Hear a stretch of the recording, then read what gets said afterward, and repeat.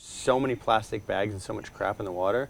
I remember at one point surfing and I thought if I fall and I get a mouthful of water, I might choke on a plastic bag. That's how bad it was. Welcome. This week my guest is the amazing, iconic Kelly Slater, who I'm honored to meet, and my lifelong friend, Porter Turnbull, a man who's shared expeditions with me to Antarctica, who's shared discovery of right whales, and is a man of the world. I'm so pleased to have the two of you here this week, because as we started this podcast series, I've got a lot of recommendations from people about what to cover, and the whole purpose of it is really multidisciplinary. I'm a scientist, but I don't want this to be about science. It's got to be about everything to do with the ocean and civilization in our society. And I can't tell you how many times people said, Greg, you got to get the surfing community involved. And I'm going, well, it'd be great. I don't surf, and I don't know any surfers except Porter. So I called Porter up, and Porter said, I know the guy, Kally Slater. Prior to this week, I was back in LA where I live, and my girlfriend said, oh, you know the guy you're going to interview? He was just on CNN. And I said, what? She said, yeah, look at this. So we found it online, and it was a picture of you on a wave, and you're on the surfboard, and then it looks like you fall head over heels and are completely gone, and you disappear into the curl, and you assume that's over, and then suddenly you emerge out of the curl and you're standing there. And I'm like, my God, even to a non-surfer, non-expert, I said, how did he do that?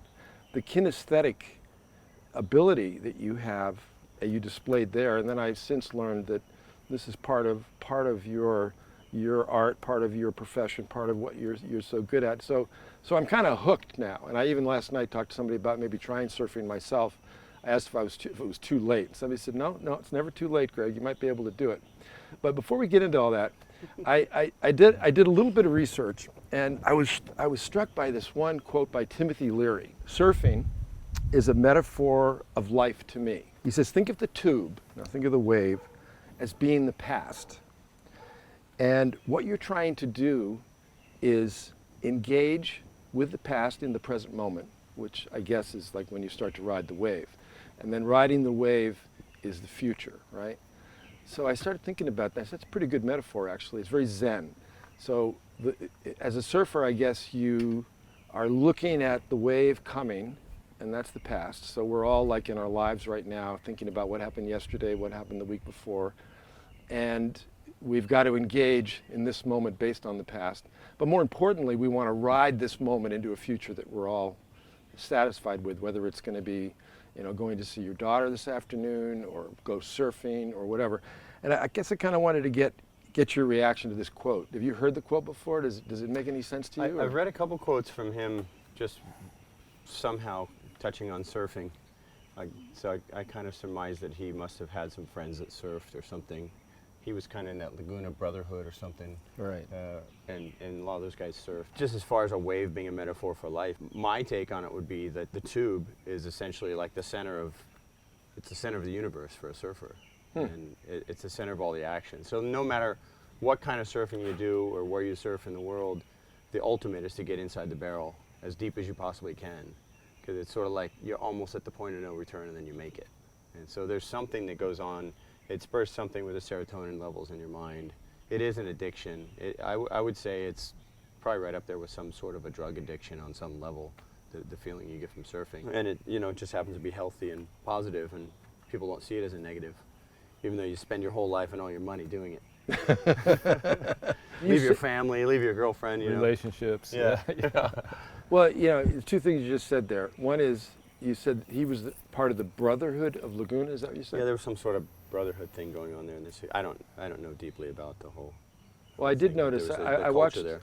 Another tip Porter gave me was the film. Congratulations that you are featured in, that just was released. Momentum Generation. Momentum Generation, great film, and there was a lot in there about brotherhood and bonding and your friends, and. The brotherhood I was talking about in Laguna was a bunch of guys who did acid.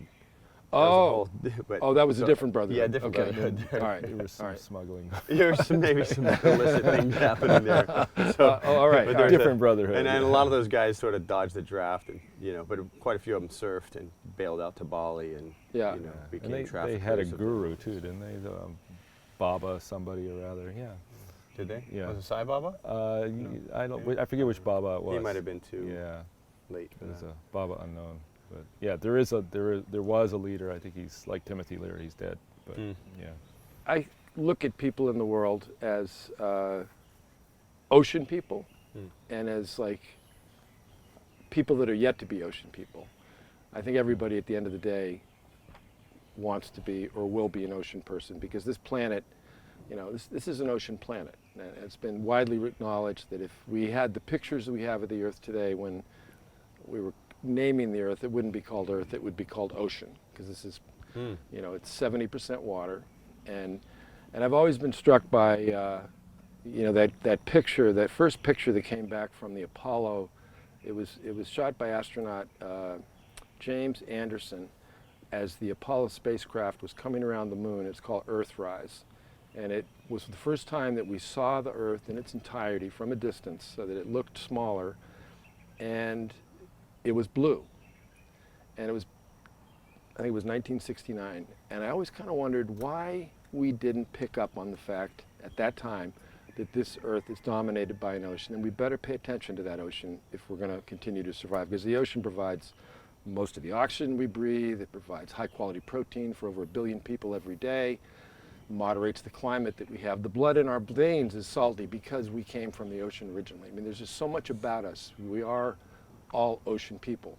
Then there are cultures of ocean people. Oh, and by the way, staying with the NASA thing for a minute, when the Voyager spacecraft, that was the first probe that the humanity sent out into deep space, the moment that it left the gravitational influence of the sun, that is, the moment that it actually departed our solar system and started to head out into deep space, Carl Sagan, he had to argue with the NASA engineers, but he asked them to turn the camera around one last time and take a picture of Earth. Yeah. And it was the famous Yeah. self-portrait, they called it. And they took the last picture that was possible to take of the Earth, and it was so small that it was 1 pixel in the picture. And guess what? That pixel was blue. Still, we didn't get a wave of awareness that this planet is ocean dominated, and let's think about it that way. We're still, you know, we're terrestrial animals, right? We evolved in the jungles of Africa, although there's a lot of argument about us having a coastal evolutionary part of our history. But today, we do know what the oceans provide. We do know that the future of our time on this planet is totally dependent on the ocean. If you want to see what the Earth would be like without an ocean, we've got plenty of examples in our solar system. Just look around us, right? So it is important. So I gravitate towards what I call ocean people. And there's ocean scientists, there's ocean divers, there's ocean artists, and the surfing community is this particularly passionate community that I still don't really understand, because I know you guys a little bit, but people devote their lives to it. I mean, Porter, you're an ornithologist. Yeah, you've devoted your life to diving. That's right. It's the same sort of thing. But the surfing community, you guys have this. You know, there's the Surf Rider Foundation, which I'm vaguely aware of. But then I meet everybody, and it's like, and it's not always about the size of the wave. From a non-surfer, I would think, you know, big wave, that's what you guys are kind of after. But then it's not. I saw Porter surf in Antarctica on a wave that was about 8 inches high one day, and you and Wes were so excited about that. Yeah, we hadn't surfed for a day or two. You know? It's like, come on. Look, what is it? What is it about surfing? I mean, we talked about Timothy Leary's. You know, you said it was the well, center. There probably is some biochemistry, what Yeah. Kelly alluded to, or flatly stated, right? Yeah. Like this chemistry going on. It's like an addiction, but it's addiction to. There's a physical, a kinesthetic. There's addiction to beauty, the beauty of the ocean. Maybe wave pools too. I don't know about that yet. Yeah. But there is something about the wave. We were hanging around in Tahiti once with your friend Ed, and group of surfers. We had been surfing all week in Huahine, and we're on my boat. And Isn't that arguably where surfing started in Tahiti? Thousands of years ago. Some with the people Tahitians? say, yeah. Some people argue Peru, some people argue Tahiti. Yeah. Okay. But Ed was going, well, you surfers think you're special, but it's just a sport like any other sport. That's different, though. And we tried to argue with Ed, and you know how Ed is, his, opinion. And finally someone said to him, I think it was Shortus, an Aussie guy, and he said, have you ever seen, because he drew an analogy to volleyball. He said, volleyball players are just like you guys, they're just as stoked. And he said, how many volleyball players or basketball players or tennis players hang around staring at the volleyball court or staring at the basketball court? Yeah. And then we got on with drinking beer. Yeah. Yeah. Yeah, listen, yeah, We love waves, and our whole lives are structured around, I get up in the morning, well, I already kind of know what the surf's going to be doing. It's the first thing I do. I don't keep a schedule. My natural rhythm. And that's the thing that surfing gives us, a lot of things, physicality, but it gives us a sense of living in a natural rhythm. And in the moment. In the moment. Yeah, as far as like schedules. So what we were just talking about before, that you weren't in on the joke. Yeah, yeah. So Waimea has a river, Uh-huh. and that river gets blocked off by the sand as the swells come. Yeah. And it blocks the river off until the river builds up really high, and then usually the lifeguards or the bodyboarders will dig out that river. Yeah. And it creates this downhill flow, and it creates standing waves. Yeah. And it's happening right now. Right now, As we're speaking. he's going to go. I've been trying to get that damn thing for the last couple of weeks. And it really only happens after you've had a big swell and then you have rain and then the swell gets small. Yeah. If the waves are too big, it's kind of dangerous for people to get washed out in the ocean. So when you fall, he's telling us we're going to wash adjourn up. right now and come back tomorrow or No, so later what- today. No, what I'm saying is that, like, schedule-wise, like for us, it's going to pop up. Somebody's going to call you and say, hey, let's go surf here. Let's go there. The wind just did this. The swell just popped It's up. now. So something happens, on a big swell or a small swell or a north or a west direction, with the winds out of the east or the winds out of the south or what, somewhere's going to turn on, and you got to be just kind of ready and available for that. So you just, as a surfer, and that's probably more of a metaphor, you just don't like being locked down, It's that freedom, true freedom to just, it might be he wants to jump on his boat and sail to Tahiti for a month. I might see a swell in Sumatra over Christmas and decide I want to spend Christmas in Sumatra catching waves, because that's a gift to me. So it's something that's sort of indescribable. I guess the maybe, I don't know, who else could relate? Skiers when the snow's good. Yeah, maybe. Yeah. There's certain conditions, you need these natural certain conditions in the environment to afford what you want to do. I mean, also diving, if the water's super murky, you got to wait for that water to get clear, and a certain time of year it's going to rain less in Costa Rica or wherever you want to dive. Surfing maybe is more critical though, because you have swell direction, wind direction, wind strength. But there's also kind of But there's also kind of, I've noticed. I'm a diver. I devoted my life to oceanography, not because I love science and oceanography, it's because I love diving. And I found out that was an area that I could dive all the time and pursue a career and get paid. And I didn't become a pilot, which we have flying over us right now. I would say pilots have a similar kind of thing to surfers. I think it's the way they ride the air and stuff. Like my pilot friends just love flying. Yeah. Just love it. Well, Perry, my son, who's a surfer, Perry, and he actually went to flight school. And I visited him. He was back east after a couple months, and he stood up and told me all the stuff he had learned. He was getting straight A's in Delta Flight School. And he goes, and thanks for the help, but I'm out of here. I go, what do you mean? He's like 20 years old, and he goes, flying?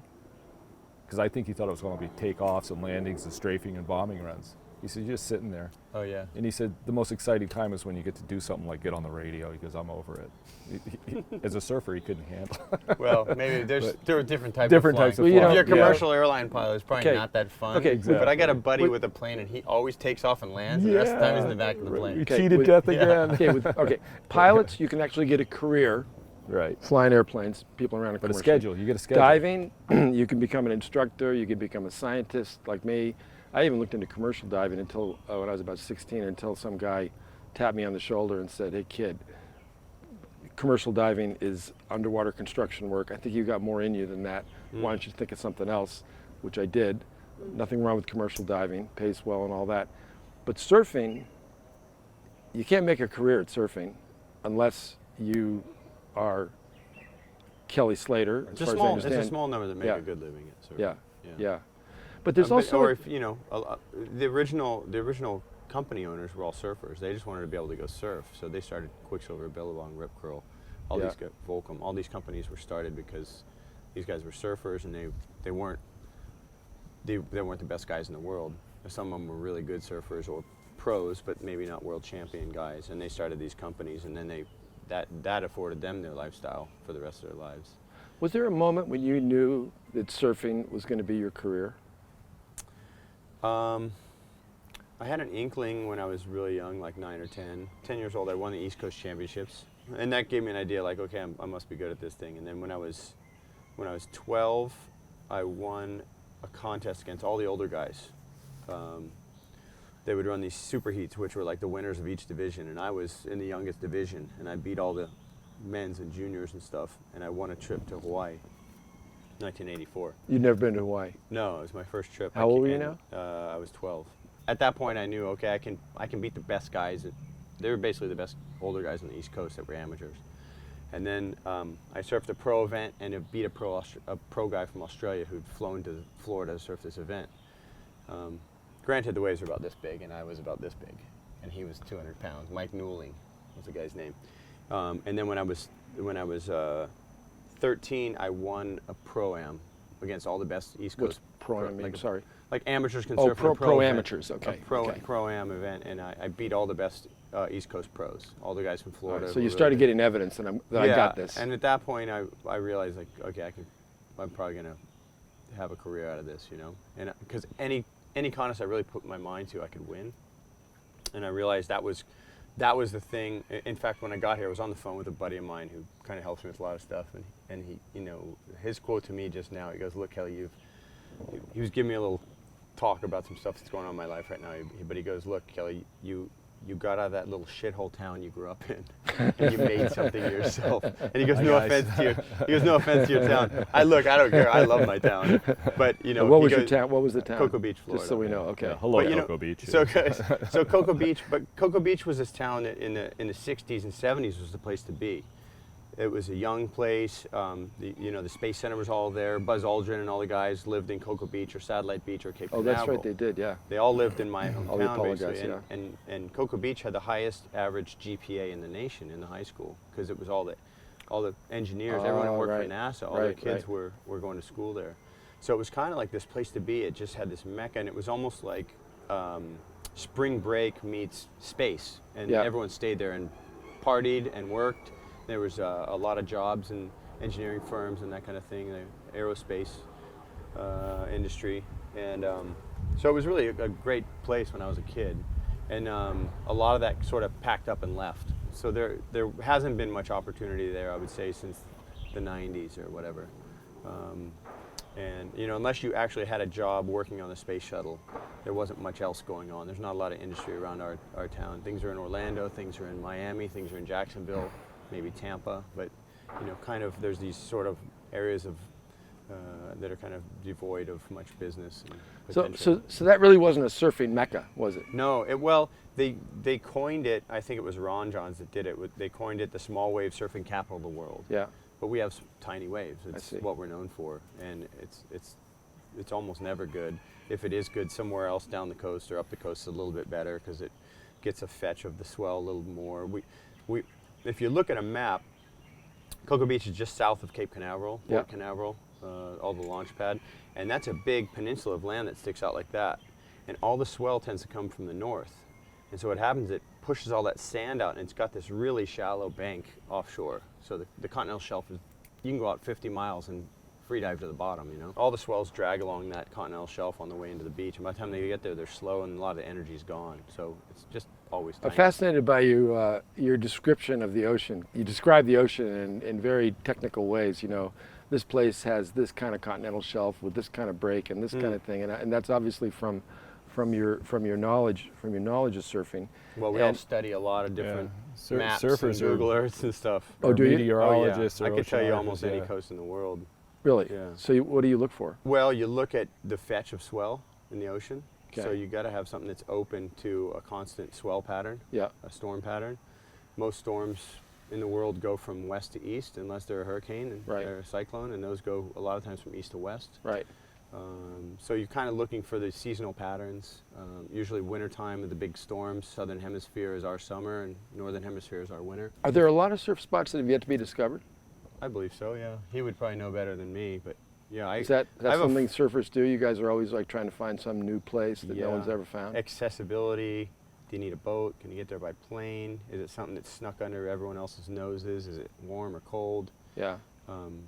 What's the chances you can go there and the wind's right, the swell's right? And Yep. do you want to go somewhere like in Marshall Islands or Micronesia and spend all that money and logistical effort to get there and then not know there's something there already? Do you want to go discover, or do you want to go to somewhere you know somebody has been there and said, oh, there's a good wave at this spot?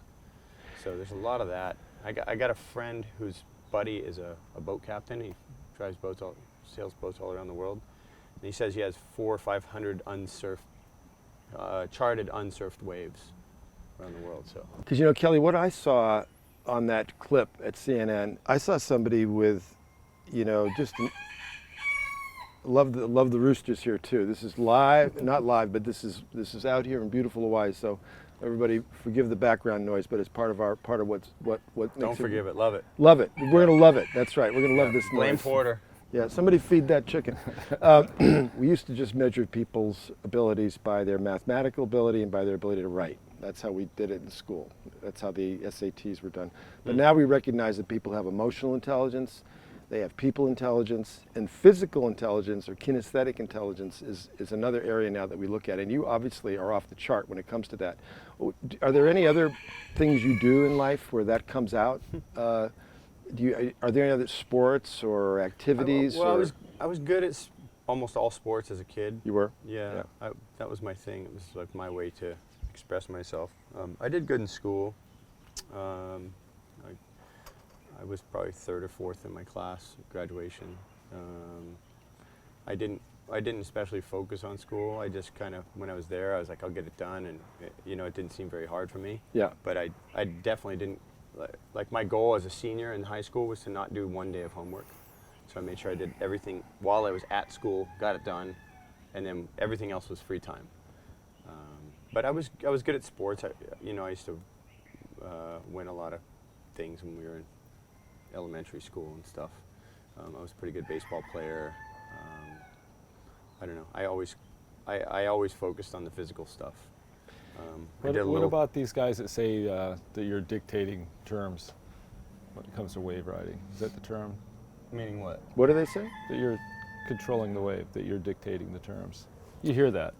Well, Sean Thompson, do you remember that movie Surfers? Yeah. Sean in there, he said something to the effect of, sometimes it feels like you are controlling the wave. And I think that's when you're just tuned in, when you're just really truly like in that flow state and you're just really completely in the moment. And surfing will show you that immediately. If you're completely tuned in and you're in the moment, you usually you'll make that Was wave. he talking about like metaphysical controlling the wave? Like Somewhat, psychic, yeah. Somehow controlling the matter through your thought somehow? Yeah, but I think that's more of a way to describe it. more of a metaphor for just being Totally tuned Well, in. it's probably facilitated synapses, Yeah. like neuromuscular pathways that are really quick and in tune. I've had competition brings a lot of this out. Yeah. When you compete, you'll see certain guys will get the wave just at the right time. Gabriel Medina did that at Pipeline this past week, and he's one of those uncanny guys who's incredible talent, really great timing. He can pretty much do any maneuver on a surfboard that exists right now. Maybe the best competitor or one of the best competitors on tour who has ever been on tour. He knows how to make the right decisions and control the heat, whether he's in an offensive or defensive position, leading or trailing. Yeah. So there's all these different predicaments you can find yourself in, and you have to dig yourself out of that or control it from that position. So you'll see there's certain guys who can do that. And I mean, I've had times in my career where I've almost just laughed and I can just feel it. And I just go, the wave's coming, it's like the third one out. And I know it's gonna come to me and I'm gonna get the score. Or the opposite. I've had the opposite happen. I had this one time in 2008, I was surfing in Bali. I was in this heat against a guy who's a buddy of mine on my team, but he shouldn't have beat me in these waves. I was favored, I was the high seed or whatever, and it was early in the contest. I had already won 3 of the first 4 events of the year or something like that. And I had priority, I was in the lead. He needed a big score. I'm totally controlling the heat with a minute and a half to go, and the set comes, and everyone starts yelling from we were at Ulu, and everyone starts yelling from the hill and stuff. And I just looked out and I went, I'm going to make the wrong decision right now. I knew it. There was nothing I could do to change it in that moment. And I just went, something overtook me and it was not my day. And I knew 100% there was absolutely nothing I could do. And I was like, okay, just don't do what you're going to do. And so I got in this whole mind game with myself. And then I went crazy. Double negatives, like don't do what you're going to do. Yeah, don't do what you're going to do. So do the opposite. And then that'll when you work. do that, Yeah. it's almost like what Pete Carroll did to lose the Super Bowl a couple years ago with the Seahawks. They Yeah. overthought it so much. Did you remember that? Yeah, we always knew he would win one for the Patriots. So I overthought it so much that I made the wrong decision. And I knew I was gonna, and I didn't know how to back myself out of this corner. And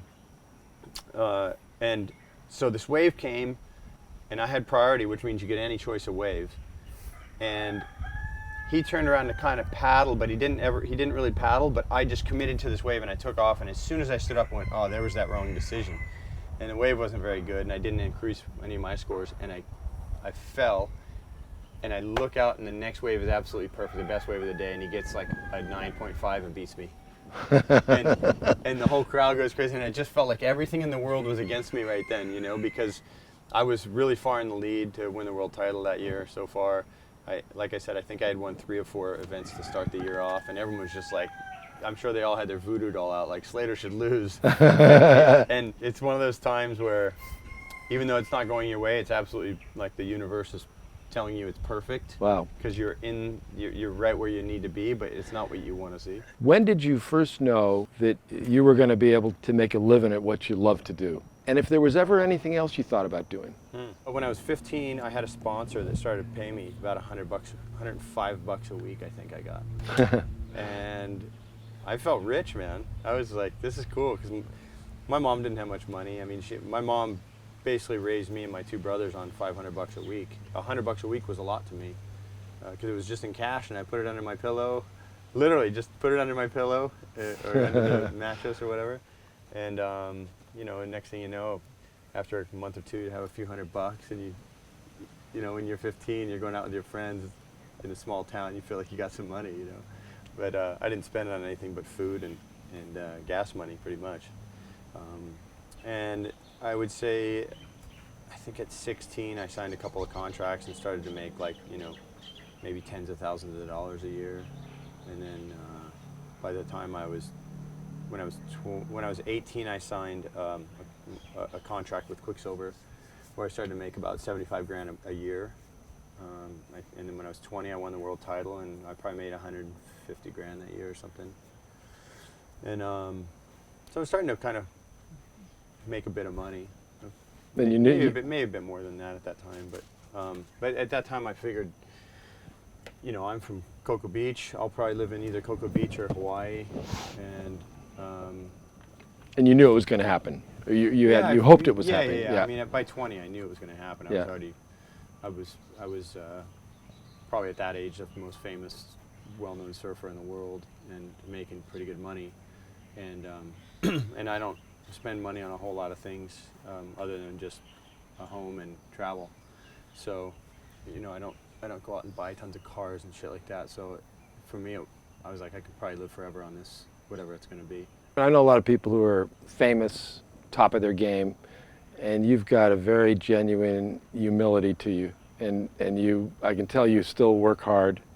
You're looking at all angles of what you do. You don't take things for granted.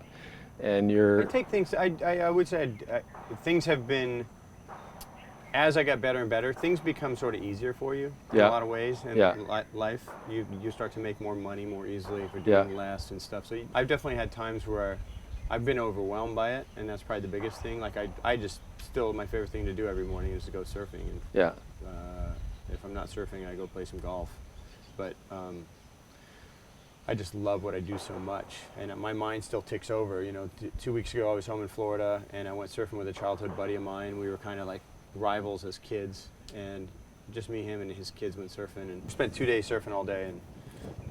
And I had 2 different boards that had different designs to them, and the waves are very specific. And on the second day, I really locked in. We haven't even talked about that, but I've been injured for about 1.5 years. And I've just started to be able to surf small waves again. Small waves are more difficult to surf than big waves for me because you got to move so much and find the energy, and your foot's moving around a lot. Huh. So, Interesting. anyways, I felt like that's the first time I've really surfed good in about almost 2 years now. And I got so excited because it was fresh to me. When you do something every day, if you eat the same food every day, if you're doing the same thing, hanging out with the same people, things are not fresh, Yeah. So after that amount of time, for me, at my profession, I start to do really good again, and I know I'm surfing at a high level again, and then I love working on design.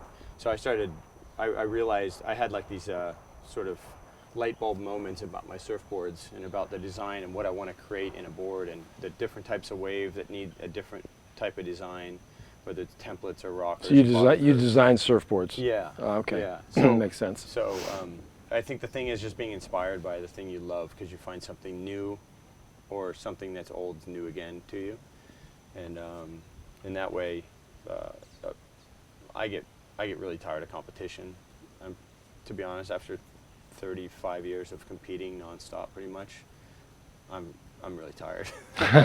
My brain's tired, Yeah. It's not so much the physical thing, but when you're not inspired and when you're not excited about something, you get physically tired too. That follows. And Sure. So that's probably why I injured myself. I wasn't very excited or inspired at the time when I hurt myself, and probably a little lazy, not aware of everything that's going on that you need to be. So. You're at the top. You are the guy, and people listen to you. People want to be you. People know who you are. People, not even people that surf, know Kally Slater. What do you want to do with it now?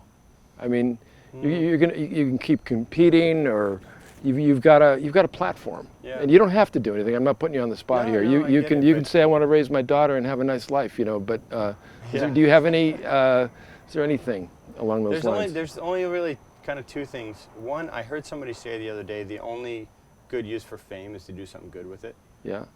Meaning something good in the world. And I thought, with the level of that I have, that I should always do my best. I feel like I have an obligation to pass on positivity. Yep. Whether that's about the environment or acting towards, how you act towards people, the choices you make, the way you spend your money, those kind of things.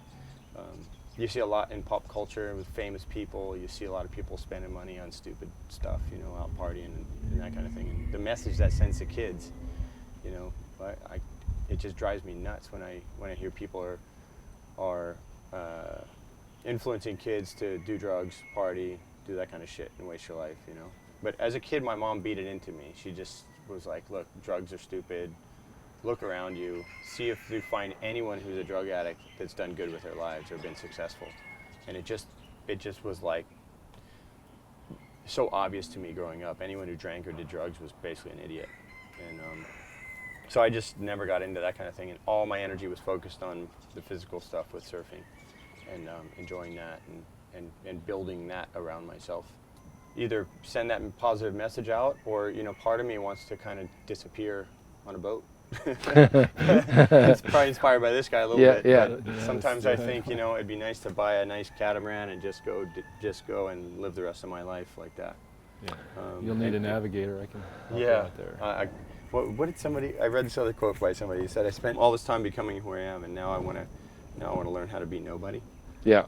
And when you have money and fame and access and that kind of stuff, it's easy to kind of abuse that and not respect what got you there in the first place, and kind of forget some of that stuff. So keeping your senses keen and your awareness about what got you somewhere. All the surfers I know, they're genuine people. They're warm. Yeah. Last night I met you at this big cookout. You came over to me and you were like, probably everybody at the cookout wanted to talk to you or know you, but you made the effort to come over and say, hey, Greg, how are you? We're going to do this thing tomorrow. What happened was I wanted a moose burger. Oh, and I was in the way. Well, no, Porter said you don't burger. get a moose burger until you talk to Greg. Oh. And so I kind of was obligated. So he bribed you. Okay, yeah, I get it. I get it. Hungry. Yeah, I've been into animal training. I know how it works. I've trained seals to do tricks. Yeah, you can get a seal to do anything if you give it a treat.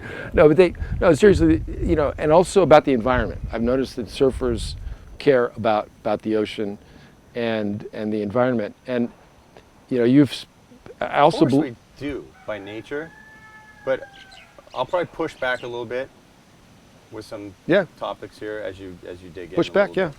Well, and I'll probably get some shit for saying this kind of stuff, but Go ahead. I think it needs to be said.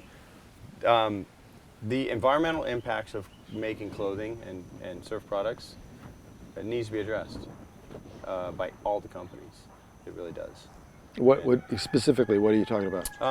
It's a dirty business. Everything's long chained. Molecules, it's Polymers. You mean petroleum-based yeah. wetsuits, wax, boards. Yeah. I just heard this. Somebody just told me the other day. This stuff hasn't come out, but there's a place they make the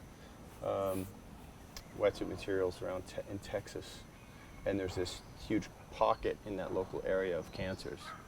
Really? Yeah. Huh. And it hasn't come out yet in the media, and so we'll see if that pops up soon. I surfed for Quicksilver for a couple decades, and then I started to kind of ask questions about the way clothes are made, where they're made, where the textiles come from, where the raw materials come from, all those kind of things. So it's a much sort of broader conversation to dive into where the raw materials come from, where the cotton's grown, where does all this stuff come from. What are the factories like? Who makes it? What are the living wages? What are the living conditions for people that build your clothes? What does fast fashion cost? People who wear denim have no idea that there's rivers in China that are blue and they dump straight in the ocean because of the denim runoff. I think it's a serious topic. I think it's so much so that I actually left Quicksilver and started my own company. How do listeners connect? I mean, they're going to hear this and they're going to go, "Oh, I didn't know that, and I want to be part of the solution." How do they participate in the solution? Well, I mean, outerknown.com is that's Outerknown.com. outerknown.com. Okay, and you have this kind of information on there. Yeah, we have a lot of the information on there, but Okay. that's my company, so that's a little bit of a biased Well, statement. you've disclosed that, so you're okay. Yeah, so we have been transparent about a lot of the process. And, Okay. all the processes. So we launched our clothing brand, and we're exorbitantly more expensive than all the other surf brands when we came out. And I wouldn't even consider ourselves a surf brand when we launched because we weren't in surf shops. We're selling a lot of stuff online and at high-end stores, a lot of luxury stores, luxury clothing stores, but we would be like the cheap product in those stores, but Yeah. we're a lot more expensive than the surf world is used to, than fast fashion is used to, than people who shop at a Kmart. But if they buy those clothes, they could be guaranteed of fair labor laws, pollution control, all that stuff? Absolutely. That's fantastic. 100%. Okay. A common thing you'll hear from people is, "Oh, you make stuff in China." Everyone thinks that's a catchphrase for everything that's made in China. It's Yeah. not. I mean, there's horrible human rights in China, Yeah. but there's horrible human rights in Yeah. America. That's right. Yeah. So it's ensuring that you have somebody that goes there and vets these places and knows who you're working with, knows the people personally, knows the working conditions, the living wages these people are on, what they do with their waste. All these kind of things have to be vetted before you're going to choose to work with somebody. But you can do that in China, you can do that in Vietnam, you could do that in Los Angeles. Or you could make everything in LA and it could be absolute shit, and there could be 100 people working in a factory where only 30 people are legally allowed to work, and the conditions are horrible. And People who spend their lives on the ocean, under the ocean, generally know more about the ocean than people that have even studied it scientifically or academically. Have you seen changes in your life, like from when you started? yeah, I've seen positive and negative changes. Like what? So let's say a positive one. And when I used to go to France as a kid in the late 80s, early 90s, there was so much plastic in the water. There was so many plastic bags and so much crap in the water.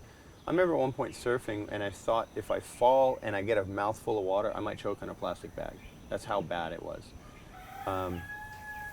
That has noticeably gotten better over the years. I don't know why. I don't know what happened. French used to blame the Spanish because all the swell comes from the west and it moves in. We're in the Bay of Biscayne on the west coast of France, southwest of France. And you're kind of, geographically, like the Spanish north coast faces here, and then you got the west coast of France, and they meet. And everything kind of converges in the Biarritz, Hossegor, Anglet area. And the French always said, "Oh, it's the Spanish throwing their stuff in the water." I don't know what changed, but their beaches have cleaned up over the years. Unfortunately, I would say a lot of the third world countries, Central America, you go to these countries, there's so much trash. And Japan is one of the worst in the world, absolutely. I actually wanted to go do some cleanup of some of the beaches in Japan when I was there, just myself, I didn't have a crew. And I wanted to take some pictures. I actually took some pictures of all the garbage on the beaches there. And somebody told me, "Hey, don't open that can of worms." And I was like, I kind of pulled back. I was like, I don't know what that means, but that sounds a A little scary. Yeah. I had a friend here who told me they did a cleanup in a harbor in Japan. They actually went, no one asked them to do it or whatever, they just went and did it. They cleaned up and there was like batteries and all kinds of crap. And they had this huge pile of stuff, and whoever was sort of in charge of that area came back and threw it back in the water and told them to leave our place alone. And this kind of stuff is, well, you know, it's so weird that somebody would do that and not want to clean up. You know what's worse for the ocean that happens every day that we still haven't cottoned onto yet, and that's every river mouth on the planet disperses agricultural runoff. Pesticides, Pesticides, reactive nitrogen, and phosphorus. Pours out of the Mississippi Well, I was going to River. dive into Florida too, because being from Florida, all the green and orange algae that happen in inland rivers in the fresh water, and then it goes to the ocean, and the pesticides, the fertilizers, are all blooming the red tides in the ocean. So it's doing harm to the fresh and salt water separately. That's right, that's right. They found a fairly simple solution to deal with some of that red tide, and it's throwing clay in the water. Oh yeah. If you throw clay in the water, the clay particles grab the reproductive cysts of the cyanobacteria that causes the tide, and it draws them down into the sediment and kills them. Wow. But it's highly controversial because there's a bunch of environmentalists that don't want people throwing clay in the water because it's an introduced element. However, it rectifies a problem that we've already caused. And this gets to my philosophy of life here. You know, I call it the new normal. And what I like to say is it's time that we accept the fact that we humans are now part of this small planetary ecosystem. We've got limited resources, and let's get about managing this system long term so that we can survive in it. It's all about changing behavior. How do you change people's behavior? This planet is getting hotter and hotter and hotter. The storms are getting more severe. You know, there's a big problem here. We just think more waves. Right. I totally was going Yeah, there. yeah. Yeah. Well, I think in a metaphysical sense, when you do metaphysical work, that once you have an awareness around something, it changes immediately. If you truly get the awareness that you're hurting me and why, you change because you care. Right. And so if people in the world can somehow get that understanding that we're truly messing it up, but it becomes so politicized. Yeah. You got the right and left, and you got all these different countries, and There's a lot of noise in the system, isn't there? yeah, and like, do you take on plastics? Do you take on animal rights? Do you take, what topic is it? Clothing? What topic do you take on in your life to become? It's the one you're passionate about. Yeah, I guess so. And that's your job. But there's so many of them. It becomes so overwhelming. I was thinking a few years ago. I got really into studying houses and prefabs and stuff, and I thought, what if everyone had to be 70% sustainable in their life? They could go buy 30% of their goods or whatever. Right now we buy close to 100% of what we need, but hardly any of us grow food like Porter does here on his property. If you had a house that you're growing food on the walls, you're catching all your water and recycling it, you have an incinerator toilet. I'm just throwing these out there.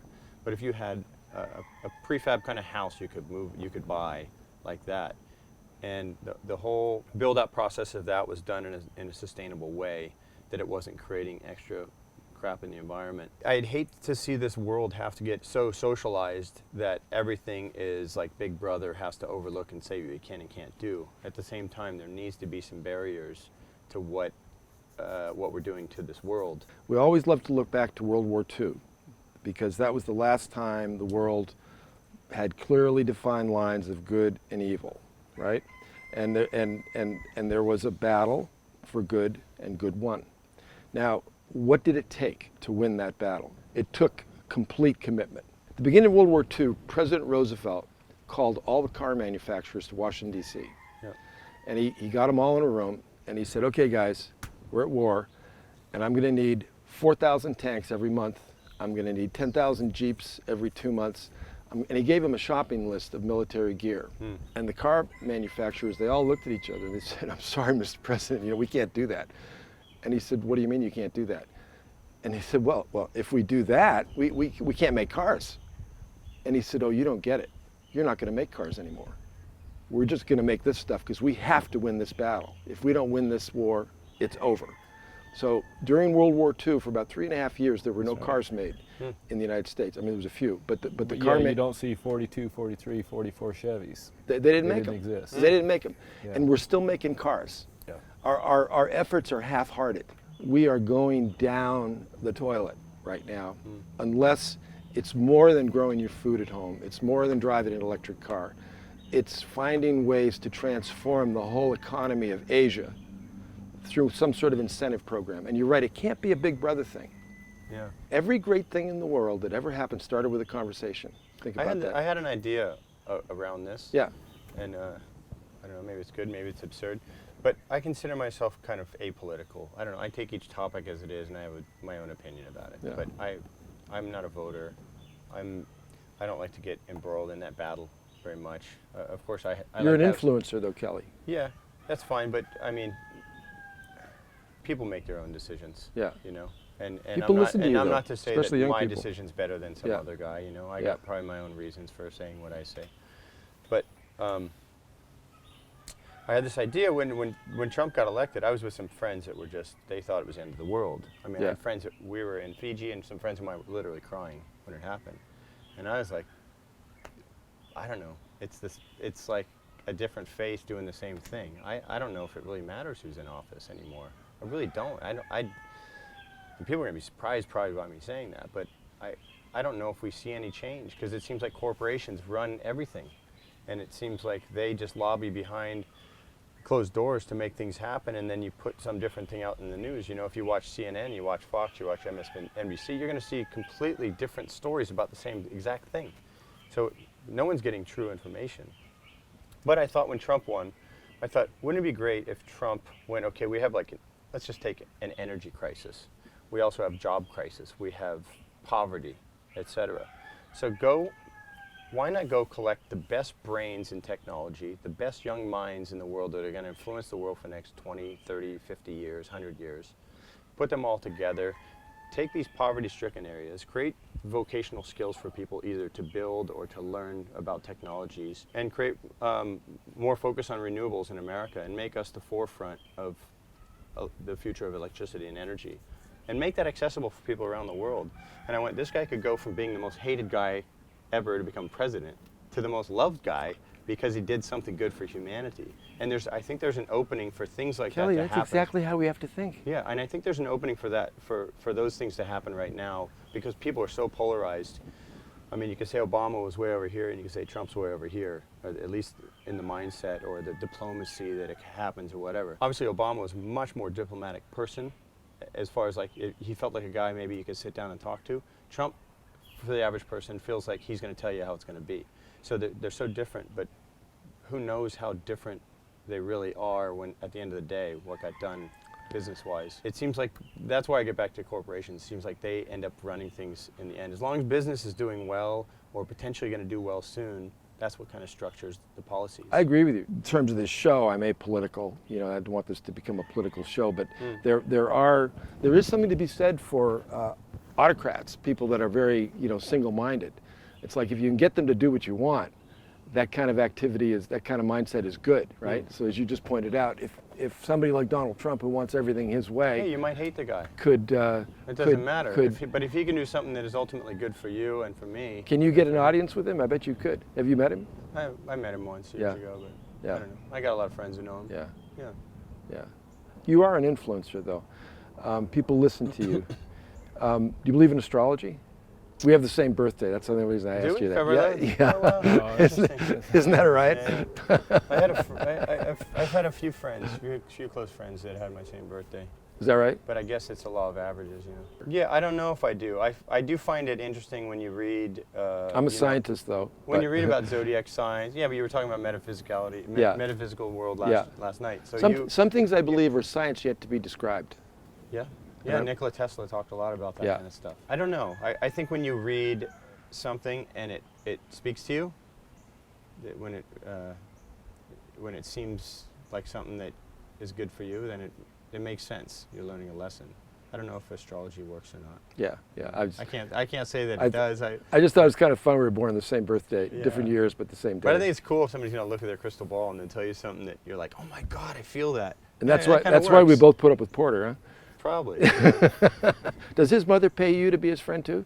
That's running out. That's running out. Oh, I wanted to ask you, have you seen any changes in you talked about the plastic in Europe. What What about like fish or sharks or whales? Or have you noticed any difference over the years firsthand? Like, do you see more sharks now or less sharks? In Florida, I see as many as I've ever seen.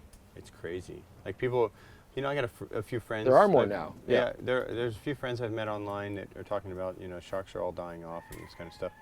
And I would push back on that. It's at least in some of the places I've been. I'm sure there are pockets where sharks have been decimated, absolutely.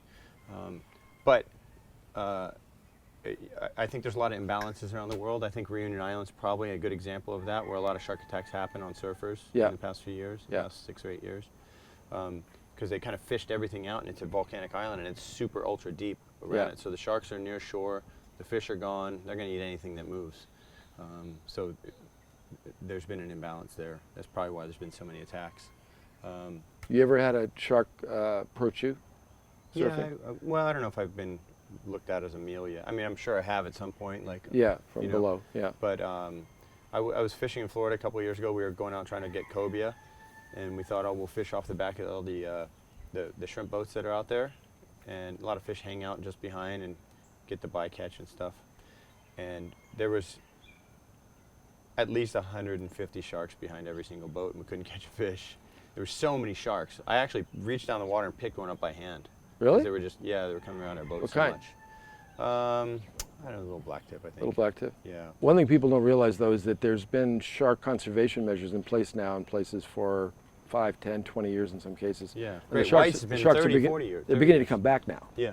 And that's why there's more encounters here in Hawaii. And they don't like to talk about it, but every year. There was one yesterday right out here. I heard, It was Perry's, Bumped a guy. Porter's son was involved in it. And when I lived in the Big Island, a couple of people got eaten over there. Yeah. And that's a result of shark conservation, because I went down to Puako, and when that guy, that doctor got eaten, he was swimming in real shallow water. It was something out of Jaws. I mean, he was like in 3 feet of water. There was a whole bunch of swimmers between him and the open ocean, and the shark somehow made its way in. I think he lived. It bit him. Remember that about 4 years ago? Is that in Puako? Yeah, it was inside. Well, I went down to Puako and I found the old timers, and I asked them. I said, you know, this tiger shark just bit this guy over here. I said, tell me the story about, you know, tigers in Hawaii. And they said, oh, well, in the old days when we found out there was a tiger shark around, because they would know, people would report it, we'd go catch it. And he said, we're not allowed to catch them anymore. Yeah. So therefore, you know, you've got more sharks around now. Basically, shark populations are returning to what they once were. Yeah. Well, I got embroiled in this debate about 1.5 years ago. Yep. Because I have a friend of mine who lost 3 friends to shark attacks on Reunion Island. Really? Now, 3? He lost 3. That's a lot. Yeah, 3 good friends. Yeah. But 7 people died there over a course of like 6 years or something. Uh-huh. There was 10 or 12 attacks in that amount of time, and 7 people died. And there were people there that knew every single one of those people that died. You know, it's a small community. I think they surf. All those attacks happened in about a predominantly, except for I think one of them happened on about a 15-mile stretch of coast. So that many attacks in that short a period of time in 15 miles, something's wrong. Something's off. Something's off. Makes Yeah. sense. They're Yeah. all bull sharks too. Almost all. Oh, bull sharks. Yeah, Yeah, they can be nasty. Yeah. They're super nasty. Maybe 1 or 2 tigers, but I think they're predominantly bull shark attacks. And you know, I started doing the numbers where if that same those same statistics happened, say in Florida, it was going to be like 400 attacks would have happened in that amount of time. So something doesn't make sense. I'll tell you one story. This is a secondhand story. A friend of mine was diving off of Tasmania, and there's a lot of great white sharks there. So he was one of the scientists, and the other scientist brought his wife with him. And she wasn't a scientist, but she was a diver, and she did not want to go in the water. She was like very nervous and everything. So everybody goes in, and the dive master stayed on the boat. The husband went underwater with the first team, but the dive master was trying to calm her down and finally talked her into jumping in the water. So the dive master and her jump in the water, and she hits the water, and she doesn't have her buoyancy right, which is very common with novice divers, right? So the dive master sank as you're supposed to, you know, when you get in the water, but she was like floundering, trying to get her buoyancy compensator dumped. Noisy. And by the time they looked up, this great white shark came and just took her away. You just don't want to flounder around at the surface for too long. And George Greeno talks about that. He had 6 encounters with great whites in about, gosh, I want to say like a 1 year period of time. Flippering around on the surface. A whale was buried on the beach in Lenox. and so there was oil draining out. Oh, yeah, yeah. And so all these great whites were converging there, and it's really deep off the coast there anyways. But he rides surf mats. He doesn't ride surfboard, so he's not floating. He's down in the water, kind of body surfing. And he had 6 different run-ins with great whites in about a year period of time, and he wrote this article about it. Like, his theory is that you have to face the predator. You do. And you have to calm down. Yep. To stop the moving. He said, you want to paddle at about 50% of your speed and Yep. sound. You don't want to look like you're some floundering thing trying to get away.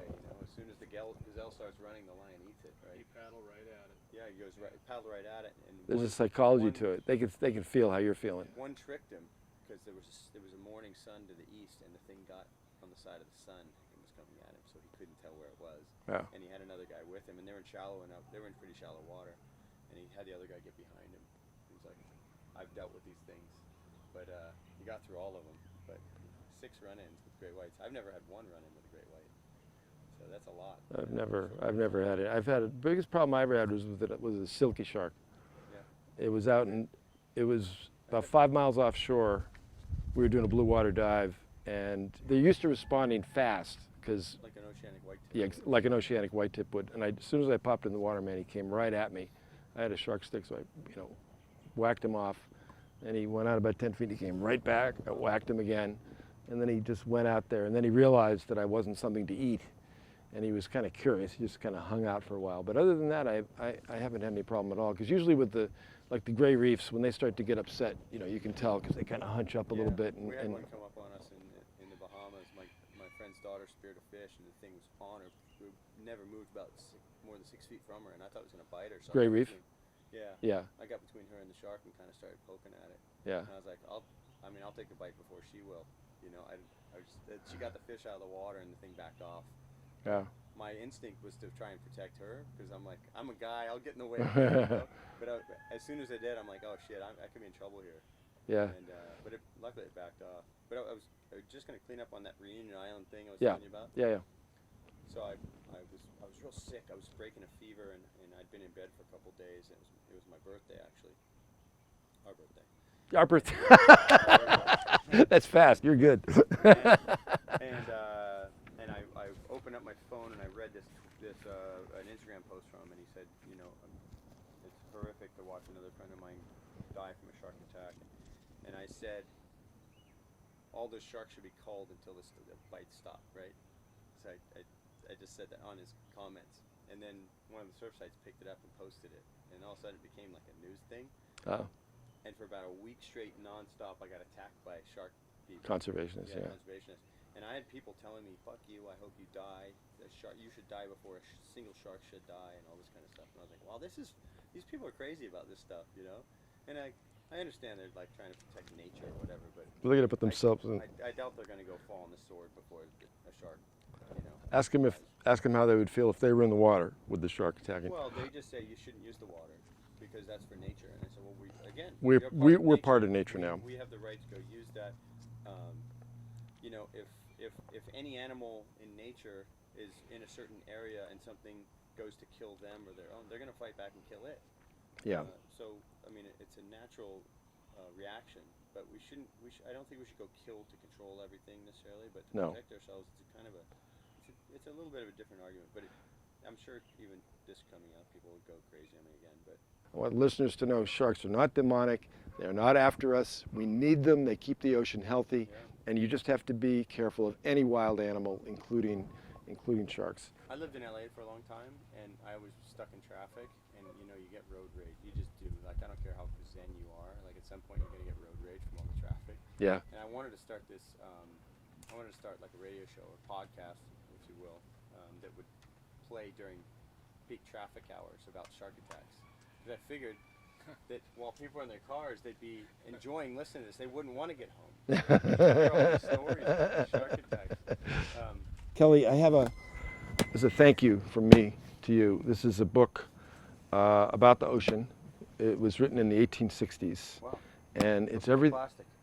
What's that? Before It's plastic. a pre-plastic book. Pre-plastic And book. this is, it's everything that was known about the ocean in 1888.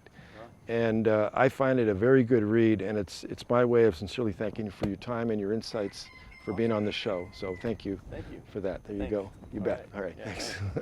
Maybe have you back on the show someday if you're in LA or here. It's been really fun. Porter, thank you for being on the show and introducing me to Kelly and your stories, and allowing us to be here with all your chickens in the background and the gunfire. Thank you, listeners. That's the end of this week's episode with the #1 surfer in the world today, Kally Slater. Thank you.